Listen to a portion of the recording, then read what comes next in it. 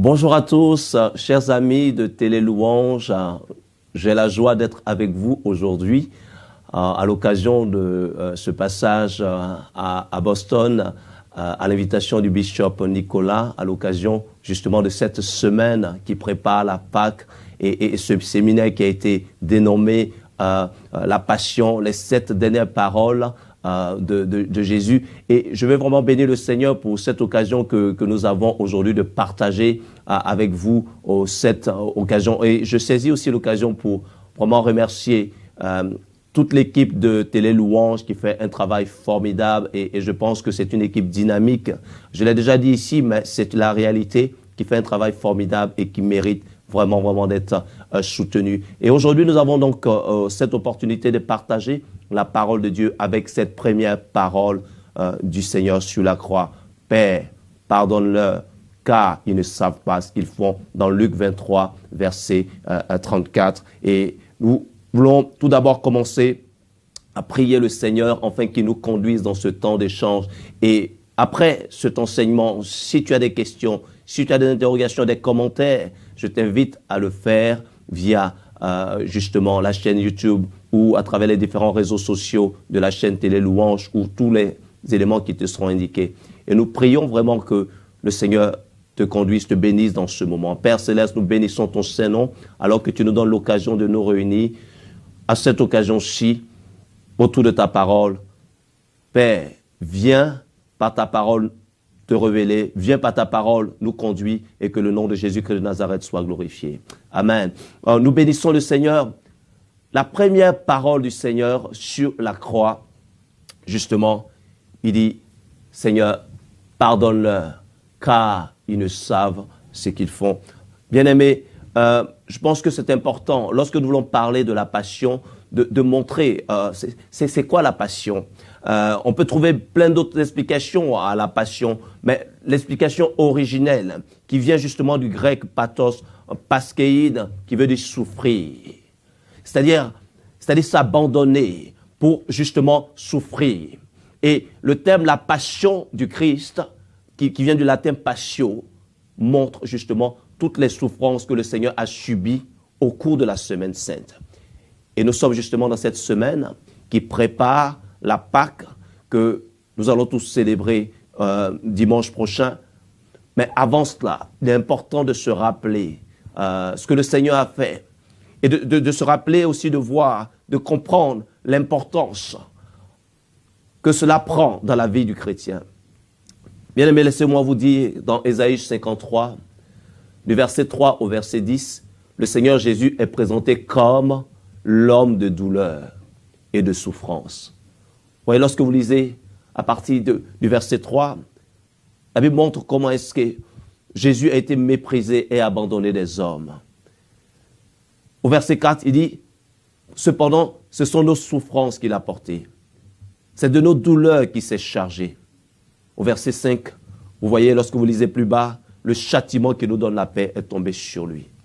Au verset 7, il n'a point ouvert la bouche, semblable à un agneau qu'on mène à la boucherie. Bien-aimé, la Bible présente Jésus comme l'homme de douleur, l'homme de souffrance. Et cela, il a fait pour une raison bien précise, pour que toi et moi, nous soyons épargnés. Toi et moi, nous puissions bénéficier du plan salvateur de Dieu.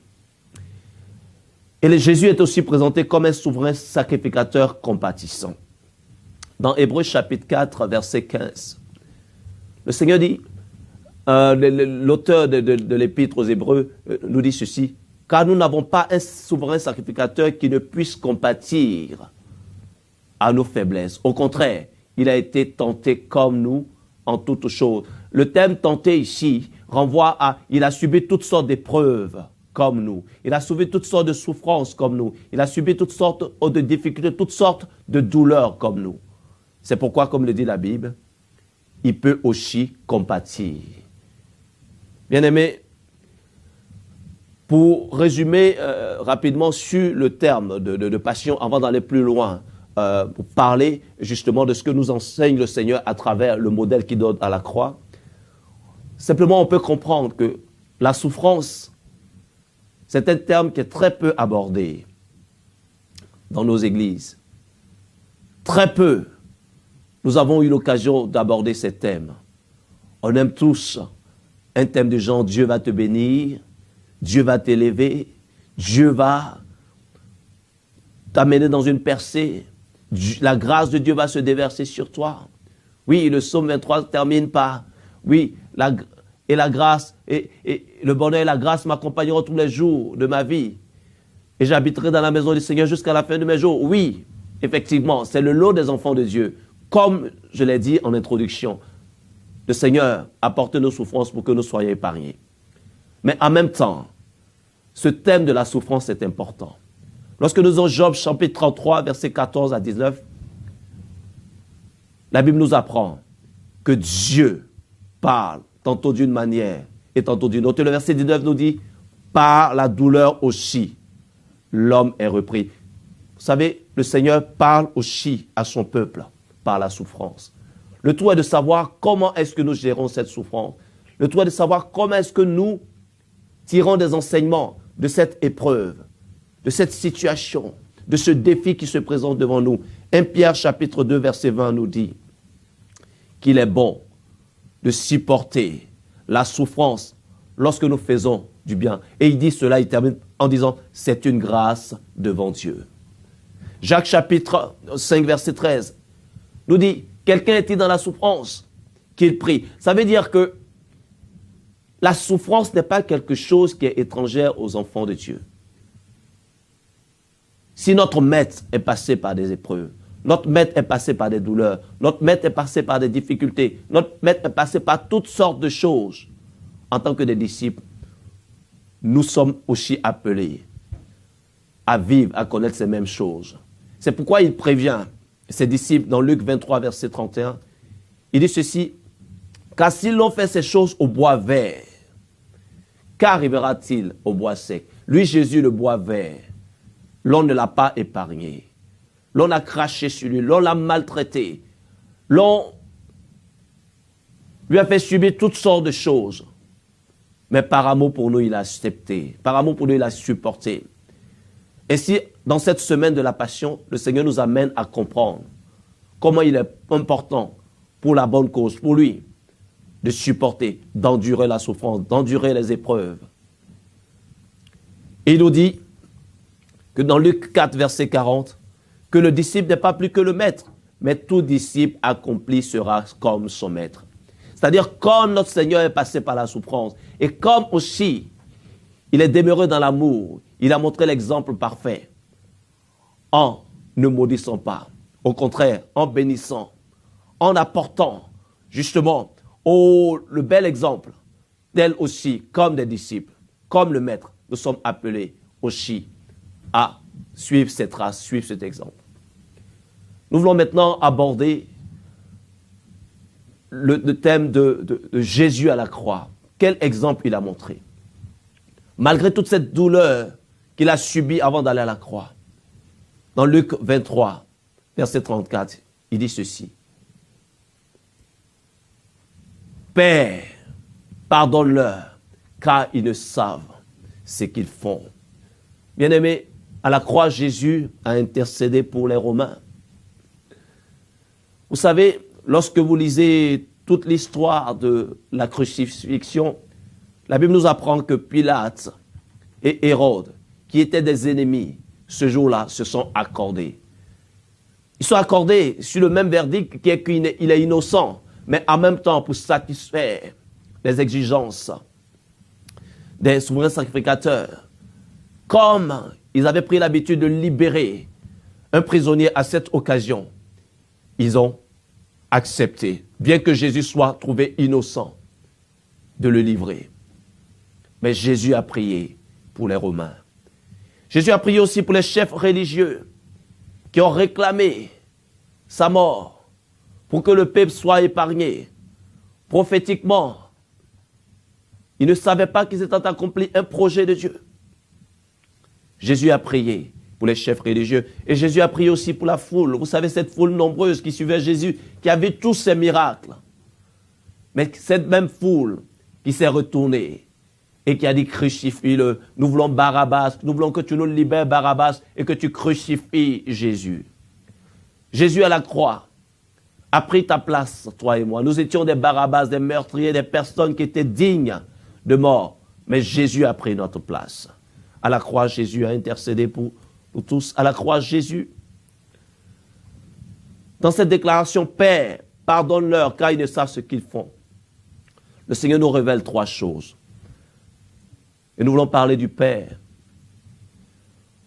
Le Seigneur nous montre qu'en toutes choses, nous devons nous souvenir que Dieu est le bon Père céleste. Et comme le dit Matthieu chapitre 7, verset 11, en tant que le bon Père céleste, il est celui qui sait donner de bonnes choses à ses enfants. Et le dessein de Dieu, ce n'est pas de perdre les hommes. Bien au contraire, lorsque nous lisons dans Luc 9, versets 54 à 56, alors que Jésus s'apprêtait à aller à Jérusalem et qu'il devait passer par la Samarie, à un moment donné, ils n'ont pas été reçus avec ses disciples. Et Jacques et Jean ont demandé à ce que le feu descende du ciel pour détruire cette ville. Et le Seigneur a dit, non, vous ne savez de quel esprit vous êtes animés. Car le Fils de l'homme est venu non pour perdre les âmes des hommes, mais pour les sauver. Bien-aimés, l'amour de Dieu manifesté en Jésus-Christ va jusqu'à même accepter les pires humiliations, les pires confrontations, les pires reniements de la part des hommes. Tout cela, comme nous l'avons lu dans Ésaïe 53, comme une brebis muette sans jamais ouvrir la bouche. Il aurait pu, de plusieurs manières, se défendre, mais il ne l'a pas fait. Bien-aimés, à l'occasion de cette semaine de la Passion, le Seigneur nous montre que nous aussi, nous devons accepter d'abandonner nos propres raisons, d'abandonner de nous venger pour faire confiance au Seigneur et toujours témoigner de l'amour. Et le Seigneur à la croix nous montre les différentes dimensions de l'amour dans cette phrase. Pardonne-leur, car ils ne savent ce qu'ils font.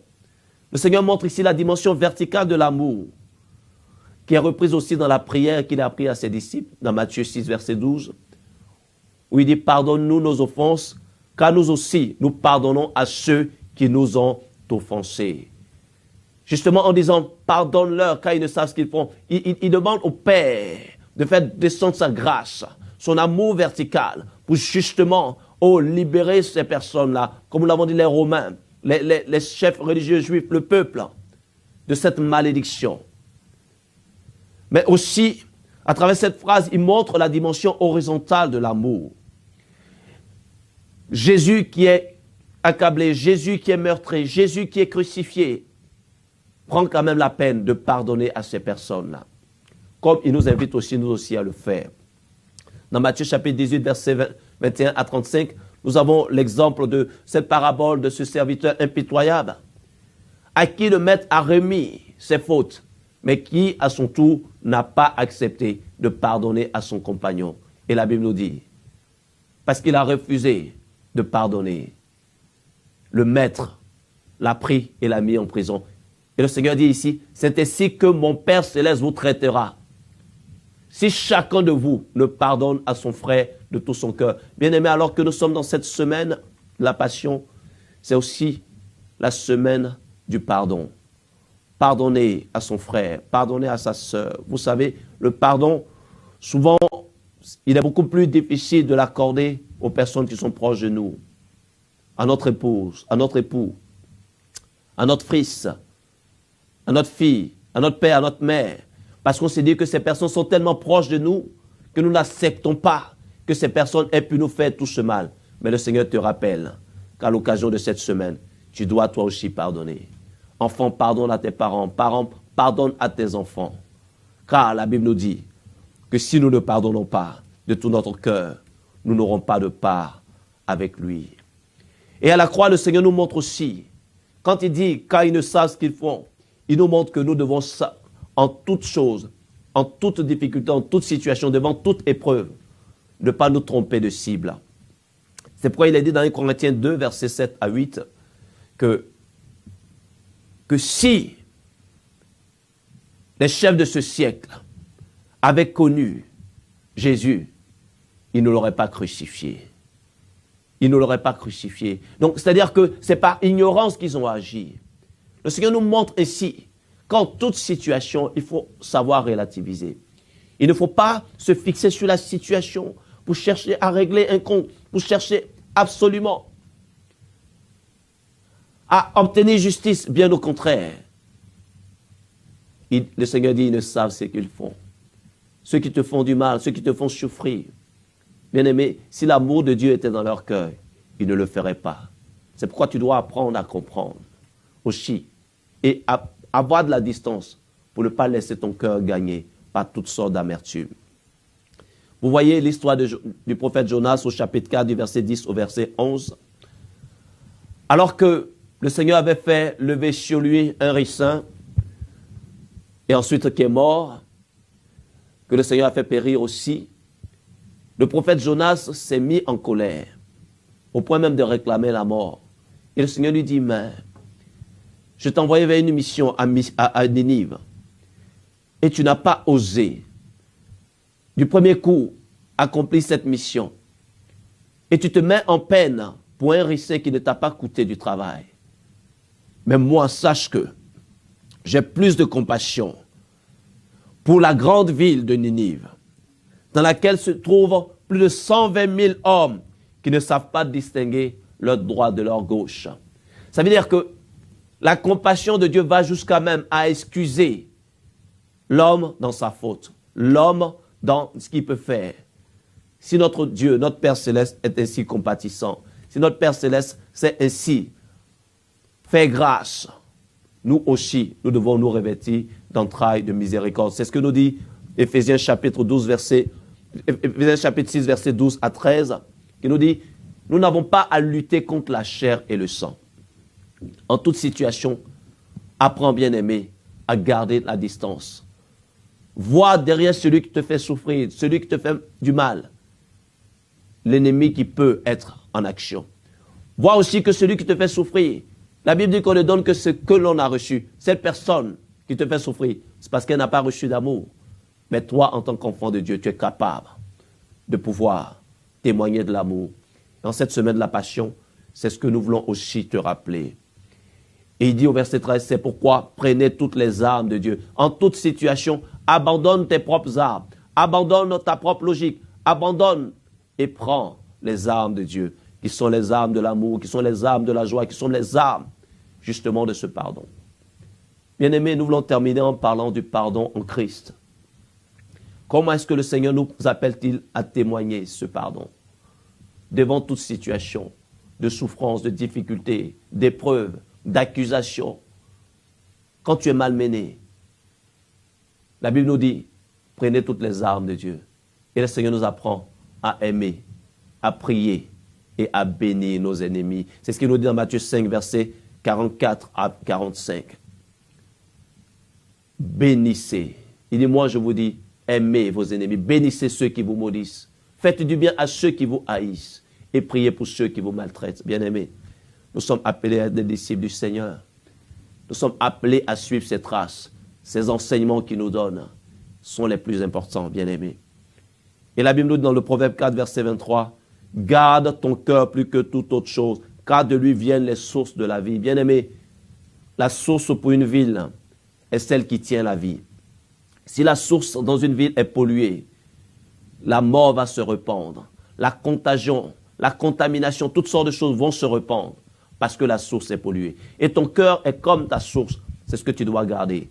Tu dois garder de toute forme d'amertume. Tu dois garder de toute forme de ressentiment. Tu dois éviter le piège de la vengeance. Lorsque nous lisons l'histoire de la transmission de la royauté de David à Salomon, dans 1 Roi chapitre 2, verset 8 à 9, il y a une scène terrible qui se passe.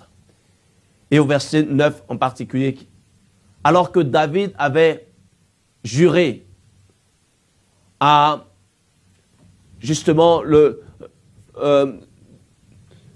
Shimei de lui épargner la vie, alors que ce dernier, lorsque David fuyait devant son fils, avait maudit David. Lorsque David est revenu en grâce, David lui avait promis, alors que ce dernier avait demandé pardon, de ne pas le tuer. Mais bien aimé, regardez ce qui se passe.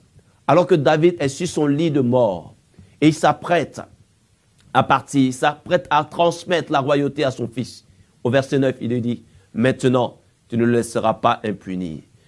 Bien-aimé, le Seigneur nous appelle à éviter le piège de la vengeance, le piège de la rancœur.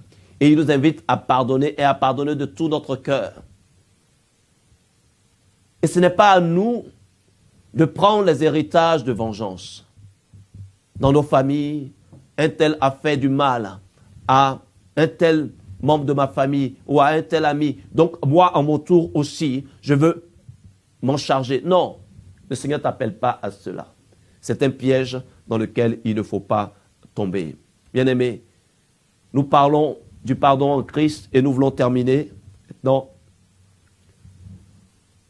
en te rappelant ceci dans Éphésiens 4, versets 31 à 32, que nous voulons lire. Que toute amertume, toute animosité, toute colère, toute clameur, toute calomnie et toute espèce de méchanceté disparaissent du milieu de vous. Que cela disparaisse de ton cœur, bien-aimé. Soyez bons les uns envers les autres, compatissants, vous pardonnant réciproquement, comme Dieu vous a pardonné en Christ. Amen. Oh, la notion de pardonner en Christ est importante. Parce qu'en Moïse, il est dit œil pour œil, dent pour dent. En David, nous avons vu que jusqu'au bout, la vengeance peut s'exercer. Mais en Christ, c'est celui qui a été offensé, notre Seigneur, comme nous l'avons dit dans Isaïe 53, qui lui offre le sacrifice, qui fait le don de sa vie, qui accepte de souffrir pour que la vie vienne dans le cœur de ceux qui offensent. Le Seigneur nous dit de nous pardonner réciproquement comme Dieu nous a pardonné en Christ. En Christ, c'est celui qui est offensé qui offre le sacrifice. Et nous voulons terminer par ce passage d'un Corinthiens 5, versets 7 à 8. Faites disparaître le vieux levain, afin que vous soyez une pâte nouvelle, puisque vous êtes sans levain. Car Christ, notre Pâque, a été immolé. Bien-aimé, c'est une bonne nouvelle. Christ, notre Pâque, a été immolé. On peut célébrer toutes sortes de Pâques, mais la Pâque chrétienne, c'est la Pâque de Christ qui donne sa vie. Et il nous dit, célébrons donc la fête, non avec du vieux levain, non avec un levain de malice et de méchanceté, mais avec les pains sans levain de la pureté et de la vérité. Bien-aimés, que le Seigneur vous bénisse, que sa grâce et sa paix soient sur vous, alors que nous sommes dans cette semaine de la Passion. Que le Seigneur incline nos cœurs vers le pardon, vers l'amour, vers la compassion, vers la réconciliation des cœurs, la réconciliation des couples, la réconciliation des familles, pour que Christ soit véritablement célébré, sans levain, sans toute aucune forme de choses qui peuvent nous séparer de Dieu. Que Dieu vous bénisse, que sa grâce, sa paix soit sur vous. J'ai eu la joie d'être avec vous dans les studios de Télé Louange. À très bientôt et que Dieu vous bénisse, que sa grâce et sa paix demeurent sur vous.